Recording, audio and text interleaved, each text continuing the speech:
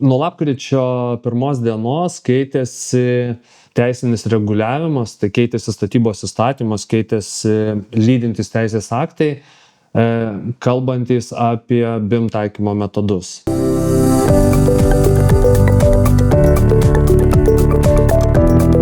Nuo 2026 metų sausio 1 dienos riba skaičiuojamosios statybos kainos, investicinių projektų vertės dar žemės, nuo kada bus privaloma taikyti BIM procesus. Taigi BIM projektų dar daugės. Ir aš noriu pakalbėti apie pagrindinius pasikeitimus, kurie įvyko ir kurie įtakoja BIM metodiką. Tai išskirčiau tokius 4 pagrindinius. Pirmasis iš jų būtų, kad buvo suderinta vyriausybės nutarimo ir statybos įstatymo nuostatos. Seniau būdavo projektavimo etapai 3, projektiniai pasiūlymai, techninis projektas, darbo projektas. Dabar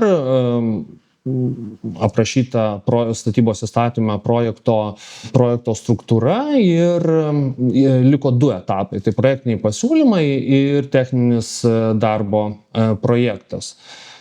Kitas pakeitimas, kad keitėsi užsakovo reikalavimų forma, sutrumpintai ta forma vadinama EIR. Dar vienas pakeitimas svarbus, tai kad buvo palikti 5 privalomi BIM taikymo atvejai iš 33 numatytų. Tai leidžia užsakovam taikyti tokius minimalius reikalavimus BIM projektui ir nedidinti, sakykime, projekto kaštų. Statybos įstatyme taipogi buvo numatyta statybos skaitmenizacija. Tai yra, buvo patvirtintas nacionalinis statybos informacijos klasifikatorius. Ir atvejai, kada duomenys turėtų būti kuriami, tvarkomi, valdomi pagal klasifikatorių. Jeigu norite susirasti, peržiūrėti nacionalinį statybos klasifikatorių, tai yra paleista sistema NSIK skaitmeninis katalogas ir jį galima surasti adresu nsikplanuoju.statau.lt/nsik. Čia turim sistemos to skaitmeninio katalogo vaizdą su skirtingomis ontologijomis. Ir, sakykime, man reikalinga statinių ontologija, noriu statinius suklasifikuoti. Yra skirtingi lygiai, 3 lygiai, matom, taip pat gali būti tipai. Na ir jeigu aš norėčiau susirasti kodą daugiabučiui, tai įvedu paieškoje daugiabutis ir matau daugiabučio namo, tai yra tipo kodą.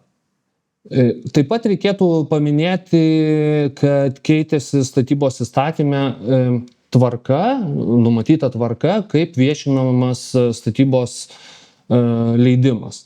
Ir dabar viešinant statybos leidimą reiks viešinti ir suprojektuotų ir numatomų įrengti duomenų, erdvinius duomenis. Šiam reikalui buvo ir sukurta specifikacija. Tai reiškia, kad žmonės, kurie dalyvauja statybos leidimo procese, turės išmanyti šitą specifikaciją, turės ją taikyti, pagal ją paruošti brėžinius, tikrinti, viešinti ir panašiai.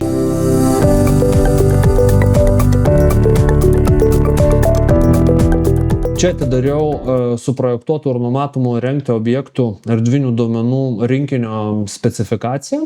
Pati specifikacija nurodo, kokius DVG brėžinius mes turėsime paruošti, ir čia numatomi 2 atvejai, kai vykdomas BIM projektas, tai tada DVG brėžiniai turės būti paruošiami naudojant NSIC informaciją. Kitas atvejis, kai įprastas tas projektavimo metodas ir NSIC netaikomas, tada yra pateikta specifikacija, kaip turėtų būti sudaromi brėžiniai, ruošiami brėžiniai, sudaromi jų sluoksniai. Perkančios organizacijos jau seniau taikė užsakovo reikalavimus ir juos yra paruošę pagal savo tvarką, savo senus šablonus. Ir tie užsakovo reikalavimai, kurie dabartiniuose viešuosiuose projektuose yra pateikiami, turi kitas projekto stadijas negu numatyta teisės aktuose. Dėl to kyla tikėjams tokių klausimų papildomų ir juos reikia BIM koordinatoriams derinti su užsakovo atstovais, su BIM vadovais. Noriu parodyti du užsakovo reikalavimo pavyzdžius. Viename užsakovo reikalavimo pavyzdyje projekto stadijos atitinka teisinį reguliavimą, kitame ne. Tai štai pirmas pavyzdys ir šitame pavyzdyje matome yra išskirtos dvi stadijos, projektiniai pasiūlymai, S2 stadija, techninis darbo projektas, S3 stadija.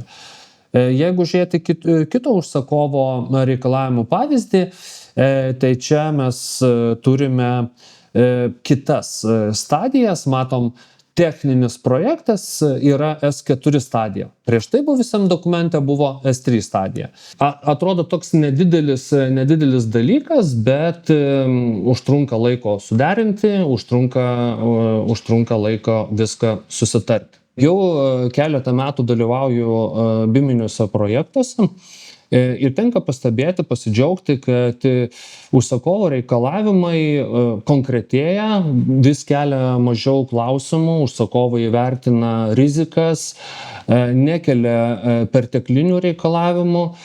Tai pasiėmus užsakovo reikalavimų dokumentą dabar ir prieš 2 metus jaučiasi didelis skirtumas.